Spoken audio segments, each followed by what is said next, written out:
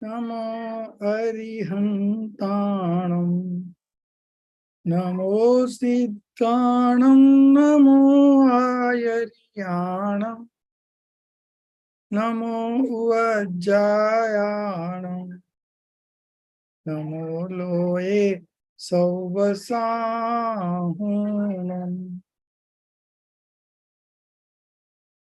Mangalam Bhagavan Viro, Mangalam Gautamo Gani, Mangalam Kunda Kundadyo, Jaina Dharmostu Mangalam. Sarva Mangala Mangalyam, Sarva Kalyana Karakam, Pradhanam Sarva Dharmanam, Jainam Jaitu Shashanam, Jainam Jaitu Shashanam, Jainam Jaitu Shashanam.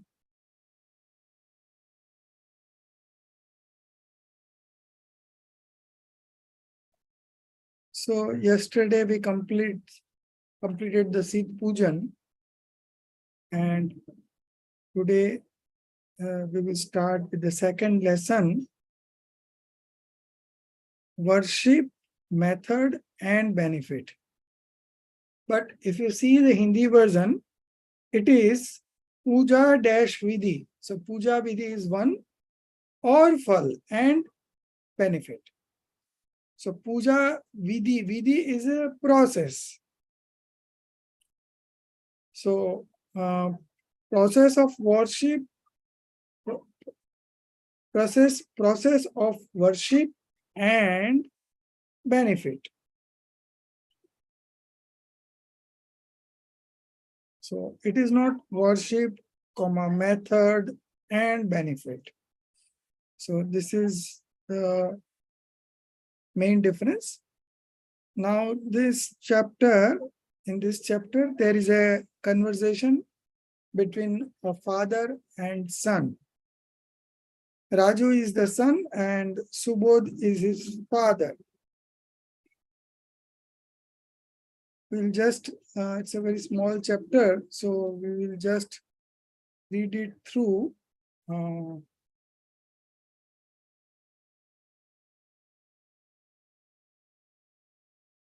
Okay, let's read it fully first.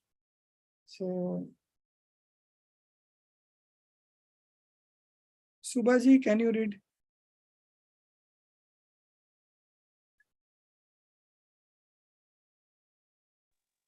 Next is Raju.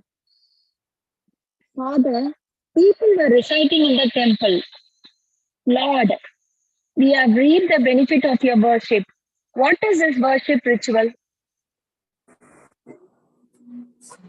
Sorry, what is this worship ritual and what are its benefits?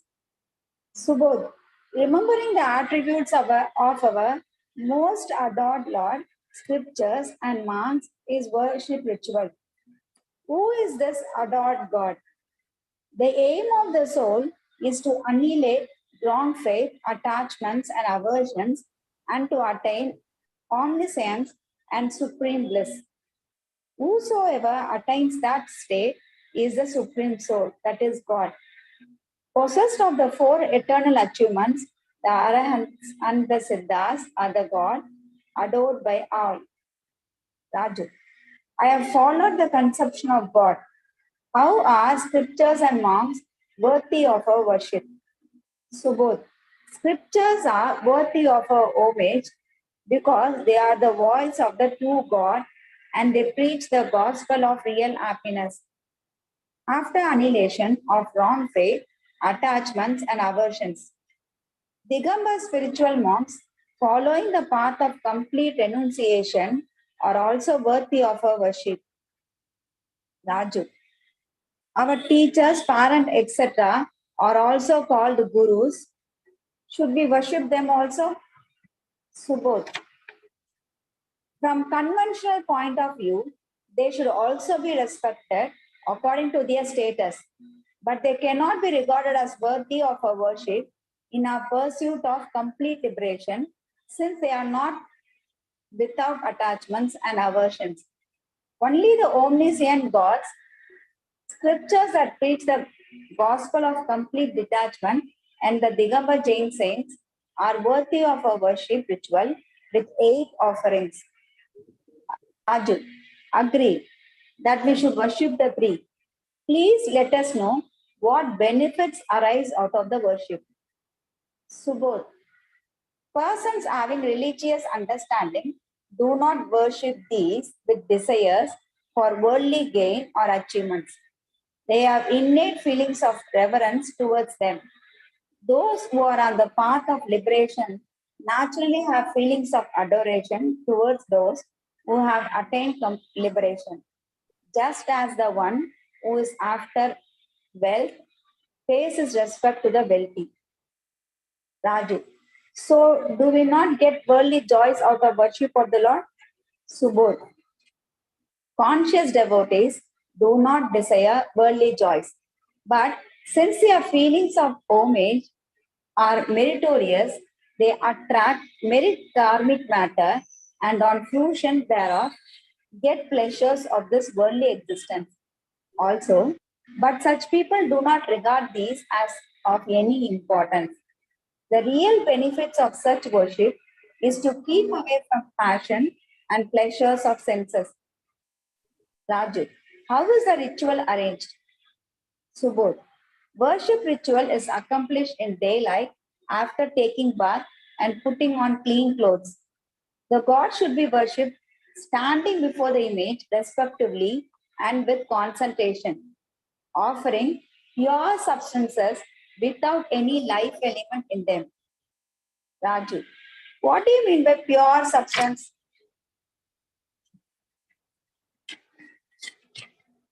Subodh, pure, cleansed substances without any germs or insects in them are worth offering to the deity. Example, rice, dry fruits, almonds, etc., and pure filtered water.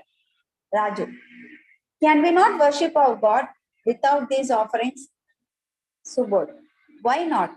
Our feelings are the predominant elements in worship. The householders sometimes worship without any offerings. Some like to worship with the 8 substances, while with 1 or more of this. Raju, this is all right, but I have not followed the old procedure. Subodh, you want to understand everything just standing here. Come with me to the temple tomorrow. You will understand everything there. Raju, I'll surely come with you. I have not only to understand the procedure, I shall perform the ritual of worship myself every day. Subodh, that is nice idea. This is the only method of saving ourselves from worldly occupation and feelings of demand. So now you know what are the benefits of this worship. So the lessons begin with Raju, the son, asking his father, if father, people were residing in the temple, Lord, we have reaped the benefit of your worship. नाथ तेरी पूजा को फल पायो, नाथ तेरी पूजा को फल पायो. So these are the Hindi lines, and this is a translation of that Hindi line. So what is this worship ritual and what are its benefits? पूजा क्या है और इसका क्या फल है? So this is the main question. Then his father answers, remembering the attributes of our most adored Lord. Adored is East, Lord is Dev. Scriptures, Shastra, monks, Guru. So remembering the attributes Attributes means quality. Remembering the attributes of our most adored Lord, scriptures, adored scriptures and adored monks is worship ritual. इष्ट देव शास्त्र गुरु का गुण स्तवन ही पूजा है. Who is this adored God? इष्ट देव कौन होते हैं?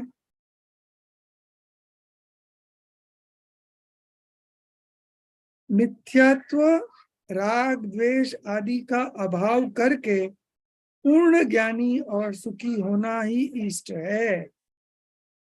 The aim of the soul is to annihilate wrong faith, attachments and aversions, and to attain omniscience and supreme bliss.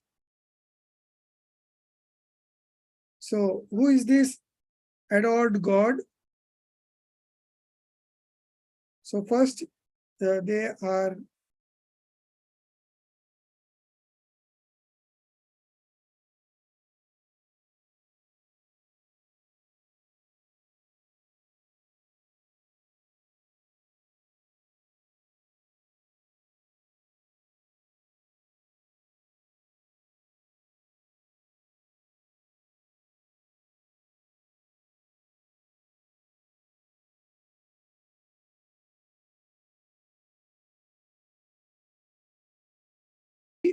also to be destroyed. And so this is on the negative side, what we want to get rid of. And now from the positive side, and to attain omniscience. Omniscience is sarvagnata, keval gyan, and supreme bliss. Supreme bliss is sukhi, purna sukhi.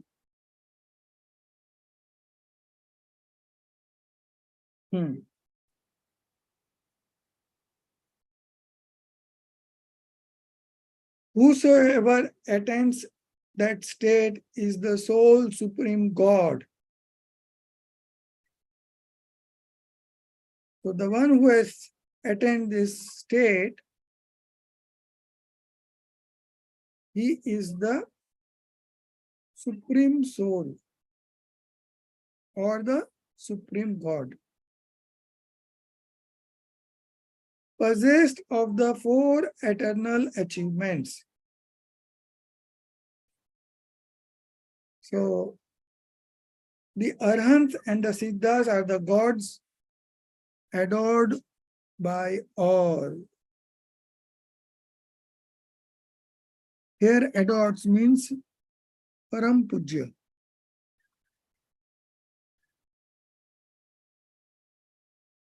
So what are these four eternal achievements? Eternal knowledge, eternal perceptions, eternal bliss, and Ananta Gyan, Ananta Darshan, Ananta Sukh, Ananta Virya, eternal power. So these are the four eternal achievements. Who has achieved this? Arhantas. Arhantas have achieved this, and also the Siddhas. Because once you become Arhants, then only you become Siddh. So when we talk of Ishta Dev, then in this category, in Dev's category, Arhant and Siddh both are included. I have followed the conception of God. How are scriptures and monks worthy of our worship? So they first explained about the adored God. Now they are moving on to scriptures and the guru or the monks. Scriptures are worthy of our homage because they are the voice of the true God. So, scriptures are basically written on the basis of the divine sound of the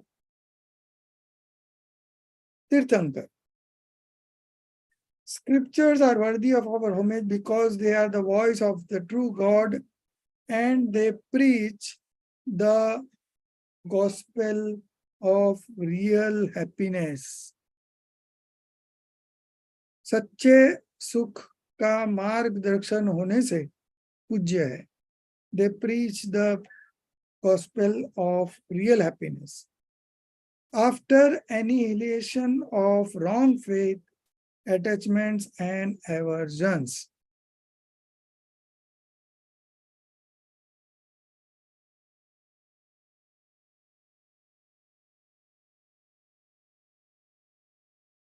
Digambar spiritual monks following the path of complete renunciation are also worthy of our worship. Nagna Digambar Bhavlingi Guru भी उस पथ के पथिक वितरागी संत होने से पूज्य है.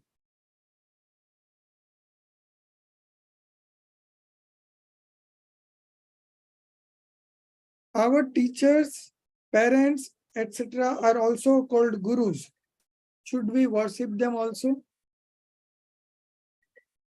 From conventional point of view, that is Vyavhar Nyay, they should also be respected. So, we should not worship them, but we should respect them according to their status. So, in a school, all the teachers are not of same category. Principal is the head of that school, and under that principal and vice principal, there are various teachers teaching different subjects. So they should also be respected according to their status, but they cannot be regarded as worthy of our worship in our pursuit of complete liberation, since they are not without attachments and aversions. So, the Digambar monk has partial,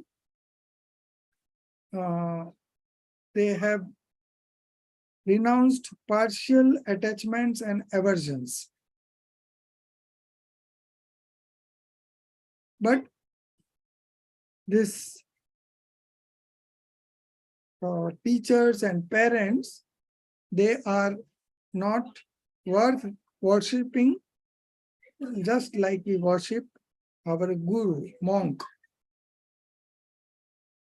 Only the omniscient God's scriptures that preach the gospel of complete detachment and the Digambar Jain saints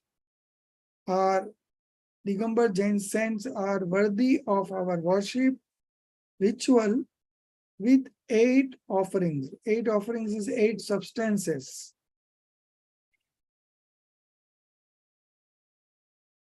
Son, Raju, agreed that we should worship the 3.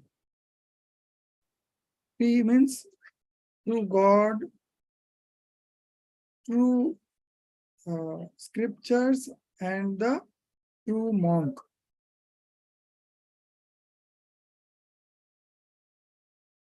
Agreed that we should worship the 3.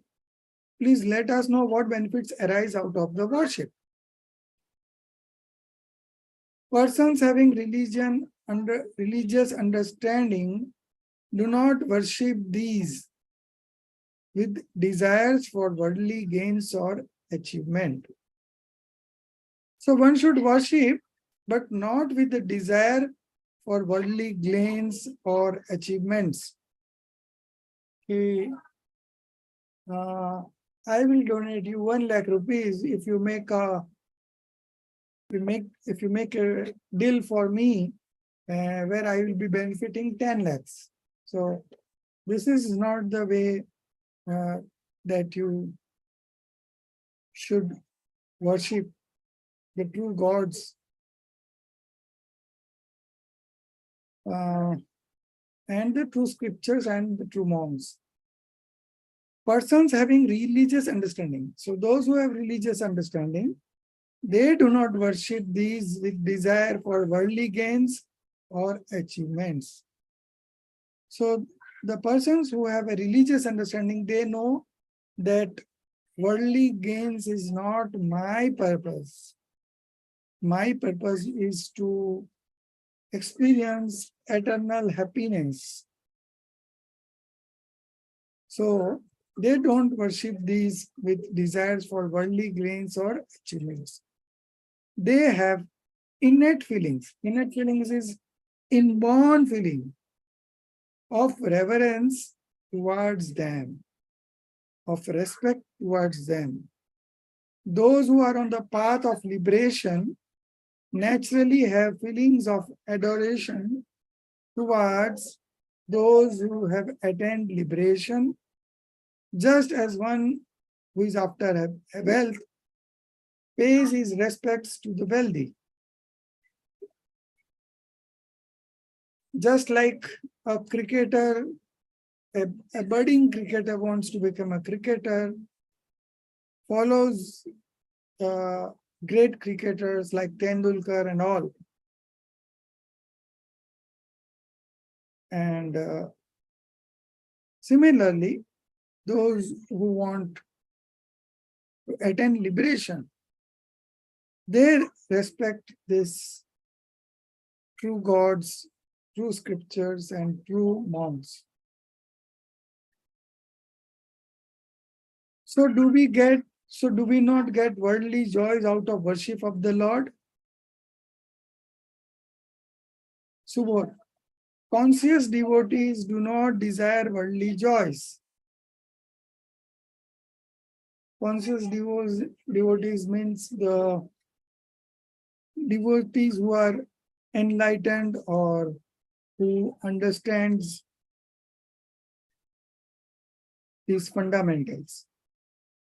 Conscious devotees do not desire worldly joys, but since their feelings of homage are meritorious, they attract merit karmic matter, and on fruition thereof get pleasures of this worldly existence also.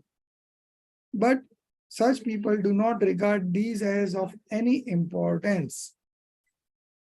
So, in Moksha Marg Prakasha, in the beginning only, in the 6th or 7th page, there is one article by the heading name of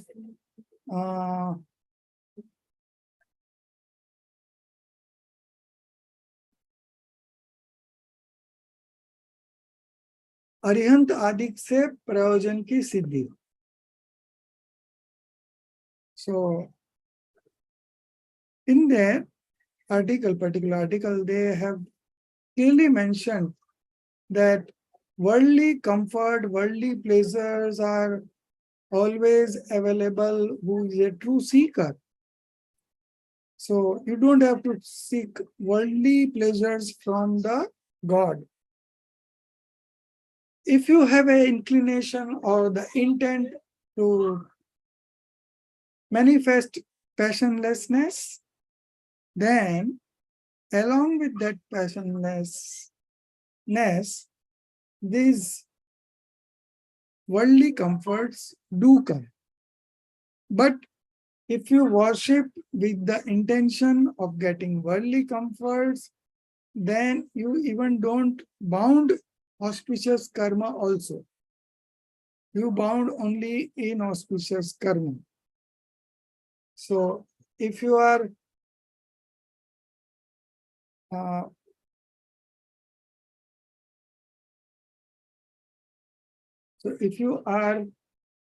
uh, aiming for passionlessness, then you get worldly comforts also, as well as the feelings of passionlessness.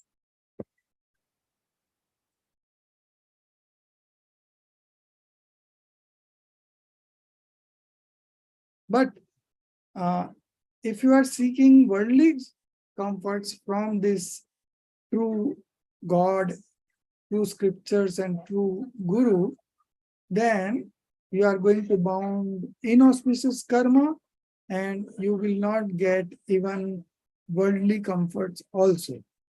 So it is always advisable to uh, worship for attaining passionlessness just like them.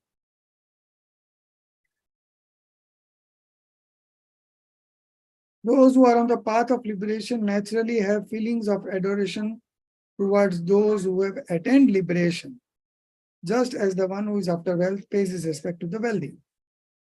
So do we not get worldly joys out of worship of the Lord? Conscious devotees do not desire worldly joys.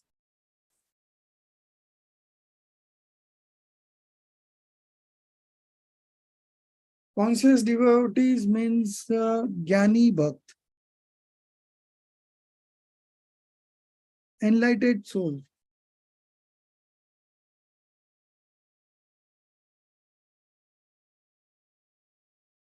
So the enlightened souls do not desire worldly joys, but since their feelings of homage are meritorious, meritorious means auspicious, they attract merit karmic matter, auspicious karmic matter, and on fruition thereof, and when those auspicious karma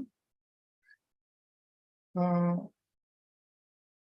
takes on to fruition, they get pleasures of this worldly existence also. So they are planning for attaining complete passionlessness, but uh, the attachments that were present at that point of time binds auspicious karma, and when that auspicious karmas come into fruition, they get all the worldly comforts and pleasures also. But such people do not regard these as of any importance. So they don't long for it, they don't crave for it, but uh, uh, by default or by as a byproduct, they get this worldly comforts. The real benefit of such worship is to keep away from passions and pleasures of senses. So the real benefit of such worship is what?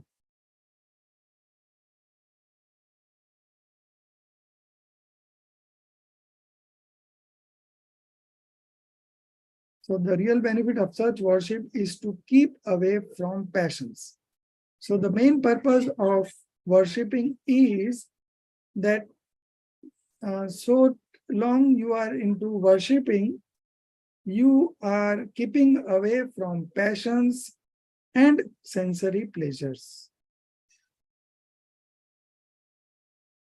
How is the ritual arranged?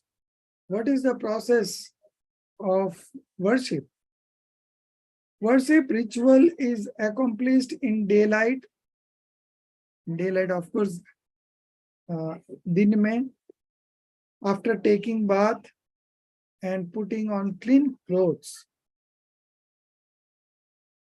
So before starting the worship, we should take bath, put on clean clothes, and then go to the temple for worshipping. The god should be worshipped standing before the image respectfully. It is not the image actually, but it is a statue. Standing before the statue of God, before the image respectfully and with concentration, offering pure substances without any life element in them. So when you are offering pure substances, what do you mean by pure substances? The next question is there only. Pure clean substance without any germs or insects in them are worth offering to the deity. Example, rice, dry fruits, almonds, etc. And pure filtered water.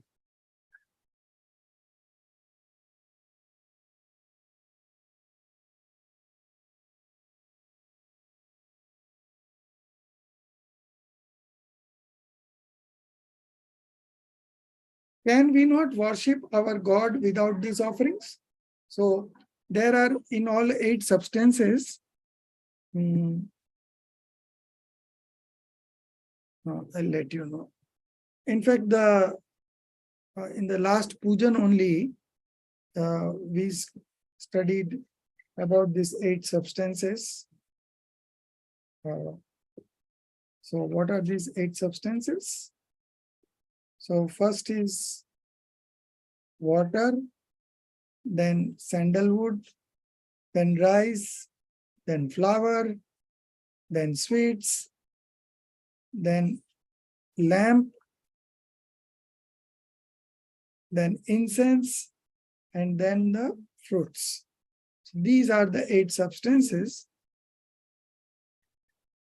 And these are without any germs or insects in them. And these are supposed to be offered to the deity. Can we not worship our God without these offerings? Why not? Our feelings are the predominant elements in worship. Our feelings or our sentient, these are the predominant elements in worship. So you can worship without 8 substances also. The householders sometimes worship without any offerings. Sometimes if they don't have time or they want to do it very short, then they worship without any offerings. Some like to worship with the 8 substances, while others with 1 or more of these. So different people have different kinds of taste. And some do it with 8 substances, some do it with 1 or 2 substances, some do it without substances. We have all kinds of devotees.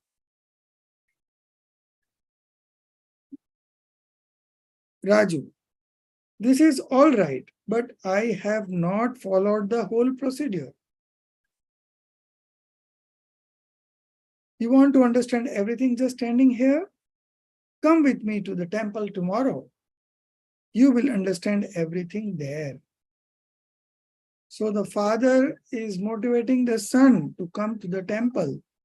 And that's why he said that I will not let you know the whole procedure here only. To come to the temple and see for yourself. So this worshipping of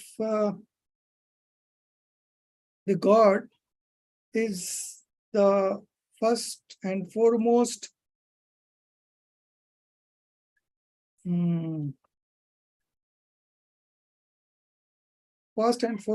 duty of a householder. Dev Puja, then Guru Upasana, Swadhyay, Sanyam, Tap, Dan. these are the 6 essentials of a householder. And in that, first one is worship of God.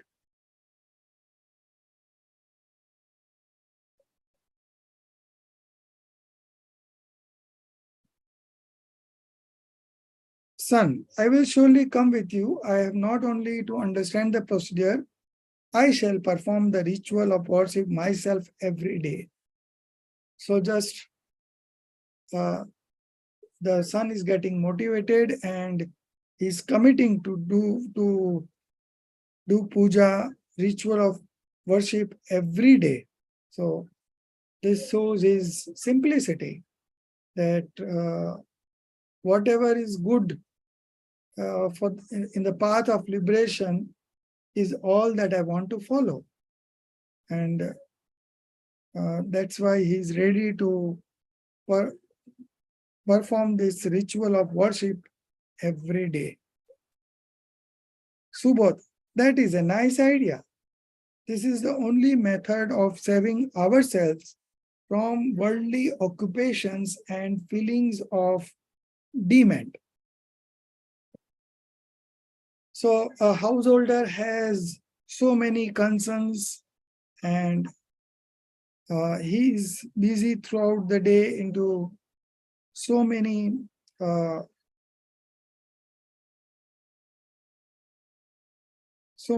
works in his business. So for him to go to the temple in the morning and worship the God is of great helpful in the path of liberation. It not only saves ourselves from worldly occupations and feelings of demand, but at the same time, it increases our vishuddhata, purity. So it increases our purity, and it also increases our patrata. Patrata is in a way the minimum qualification that is required to do this worship of God. So to mundane soul, those who are involved in business, jobs, or any other occupation, their sentiments, there is so much of fluctuations, up and down, up and down. And so to concentrate in themselves or to meditate, they go to the temple every day and worship to the God. So this saves us from many distractions that we have in our day-to-day life, and also motivates us. So when you go to the temple and see the deity, what reminds you? It reminds us that we have come to this birth of human being for some definite purpose, and we should not forget our purpose. And see this God, they know through their omniscience knowledge, they know everything in this universe, but still they are focusing on themselves only. And we are knowing only very few things. Compared to omniscience, our knowledge is very limited. And in spite of having limited knowledge, we indulge in outside activities. So when we go to the temple and see the deity of the Lord, it motivates us to see within, to look within, to concentrate on our soul, to focus on our soul. This is the biggest motivation that we get.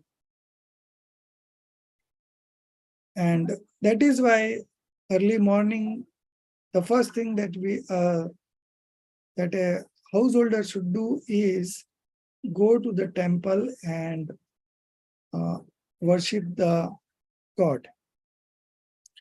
After that, he comes to the home and he takes his snacks, and then he gets into other activities. So it is the duty of a householder to first go to the temple and offer and worship the god.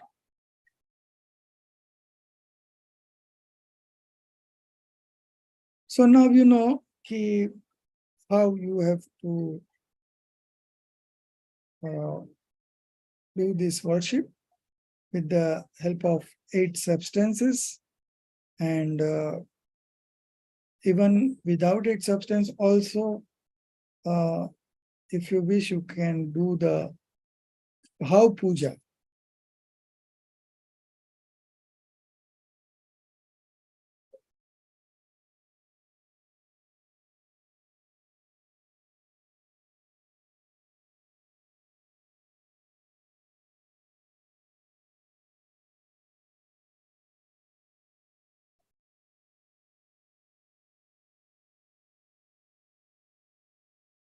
So the feelings are the predominant elements in worship.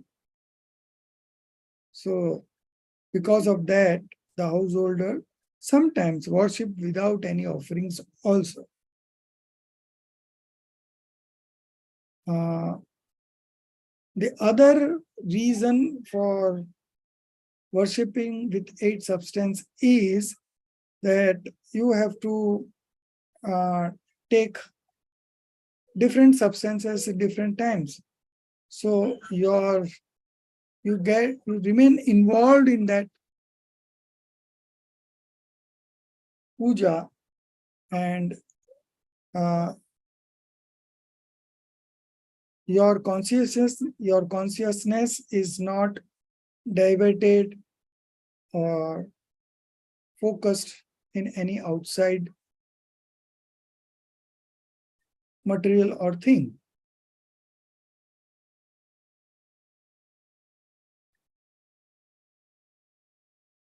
So when you take one substance from one plate to another plate, and with the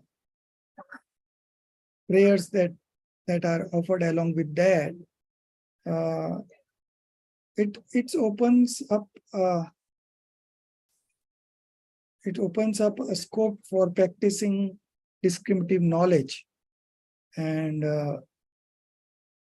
even if you are not able to manifest discriminative knowledge, but still at least you are attempting to do it.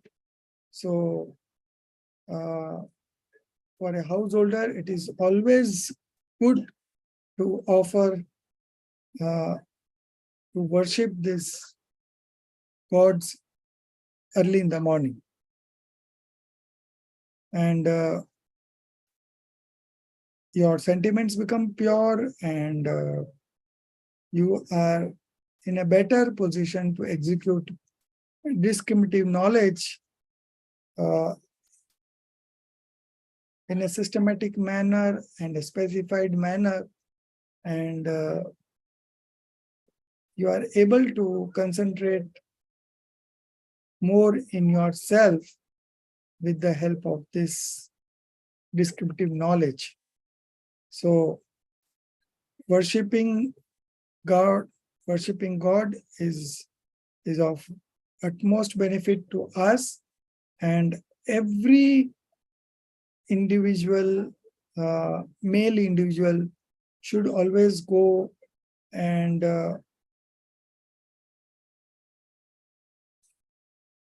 wear these clean clothes which are available, dhoti dupatta, in the temple, and wear it and offer this worship.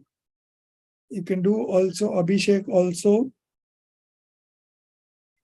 And after doing this Abhishek, you can offer the puja also.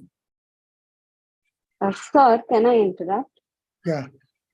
Sir, I am Shwetambar Jain. So Okay. we do go for Pakshal, even ladies go. And in one of your lectures, you told that female cannot get moksha. Yeah, But then Malinath Bhagwan was female, right? right. So I told you that day also that there are some differences between Digambara and Swetambar traditions, and those difference has arisen because of the difference of opinion, and so there will always be these differences. Like you said, Ki Mallinath Bhagwan was a lady, but the Digambara tradition says that no, Mallinath Bhagwan was a male, and a lady cannot attain liberation. That is also very true. So, if you study the scriptures on your own, then you will realize that what is correct and what is not correct. So we don't want to get involved into those things, but as we move on to after a few semesters, we will be studying this Moksha Marg Prakashak, 6th chapter. There you will realize why you need to take the correct decision and what are the benefits and what are the disadvantages also. So this is such a journey that if you are not able to take the right decision at the right moment, then automatically you are taking a wrong decision.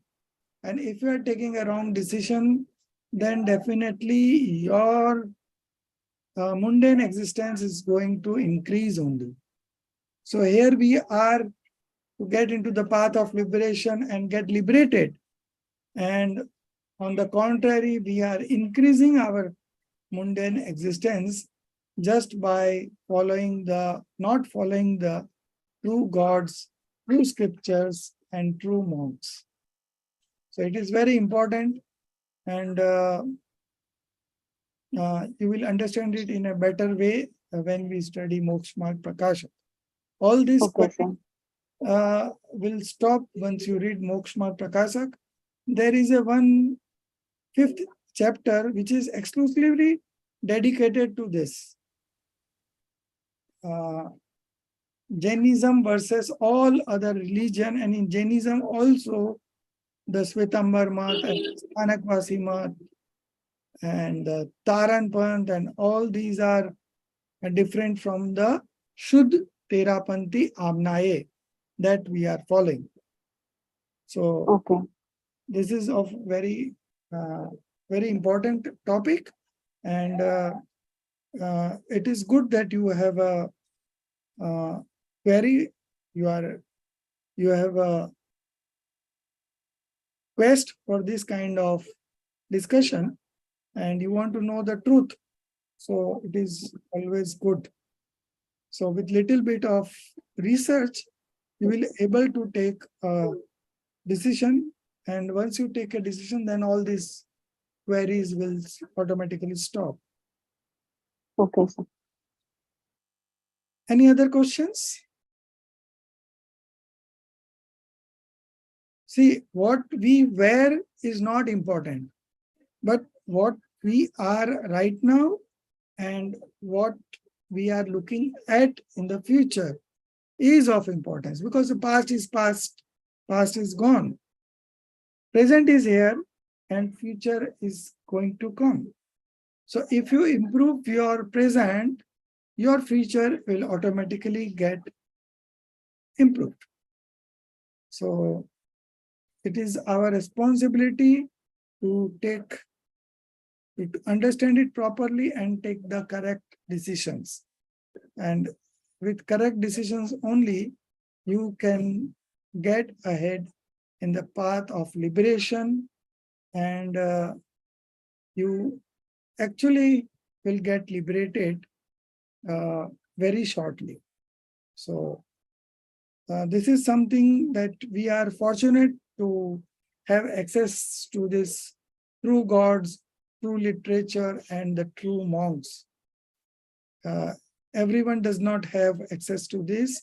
There are many Jains who are not having the true God, through scriptures and through monks, and they are minding inauspicious karmas, and they are not getting the right conceptualization from the preachings that they get, and their human life is being wasted, and this is very important. So it is our responsibility to find out who are the true gods, and if you put in efforts, you will always come to know who are the true gods, because there are exams you can take to ascertain the authenticity of it, and there are something written in scriptures also. So, and those scriptures are from the sermons of Tirthankars only. It has come to us. So again, it is Jinvani only. So you have to be very careful and very alert as to where you go, whom to you bow, and who is offering you the right kind of guidance. So once you are able to reach up to here, then it becomes all the more easy. You have to just follow their preachings. You have to understand, and you have to understand the concepts. And if the concept clarity is there, then it is easy to apply this knowledge into our day-to-day problems. And once you are able to apply into your day-to-day problems and get it solved, then your confidence also grows, and you are able to experience happiness also. So it is a win-win situation from all sides. Only thing is that you have to put in some efforts. Now, enrolling in a course like this again needs great efforts. So it is not easy.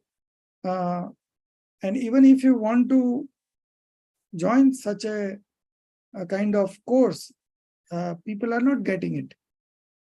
People don't have access to this course, not every people. So this is again very rarest of rare things. And when I was studying at PTST, Prodharmal Smarak Trust, Jaipur, on corresponding course, then we did not have any teachers to teach us. We have to read to our own and appear for exams. And those exams were also like theoretical type of exams. And here you are being taught 2 hours a week, and then you have all kinds of practical examinations, objectives. It is all very interesting study. So you are very fortunate to get this kind of platform. And now the challenge is you have to stick to it, and you have to attend classes regularly and understand this concept. And if you are not able to understand any of the concepts, you are always free to ask, but don't keep anything in doubts. So once the doubt creeps in, then you are not able to manifest right knowledge. So you should be very serious about the studies, and you are going to reap benefits of it. And those benefits are like, I cannot explain you in words. It is something beyond words. So we are all very fortunate to have this, and now it is our prime duty, prime responsibility to continue with this course. Since this is now only 3-4 months has gone, but though if you ask those students who are in the last year of their course, and even when you will see this our annual event, you will realize that what kind of benefits these people have got by studying this for 5 years. So you will also be having that kind of understanding if you keep on studying regularly and understand these concepts. Okay, tomorrow, not tomorrow, next week, we will continue with this only, lesson 3, operative consciousness or upyog. This is again a very, I would say, subtle discussions, and it is written so nicely that you will understand everything. So this is again taken from Tattvat Sutra by Acharya Uma Swami. So we had something in Vitrag Vigyan 1 also, which was written by Uma Swamiji, and I think it was about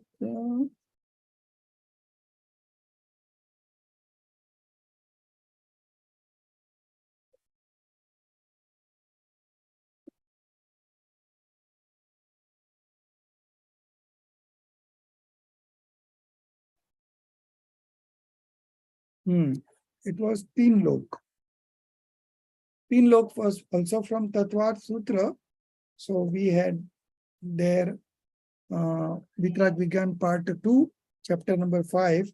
There also we had seen the introduction of Uma Swami.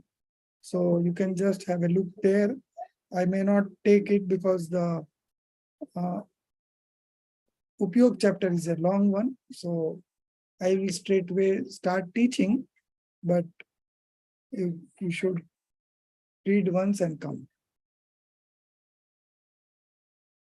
Okay. निज निधि निज में बताई, यह अनंत उपकार है, उसके लिए जिन वाणी माँ को वंदना 7 बार, उसके लिए जिन वाणी माँ को वंदना 7 बार।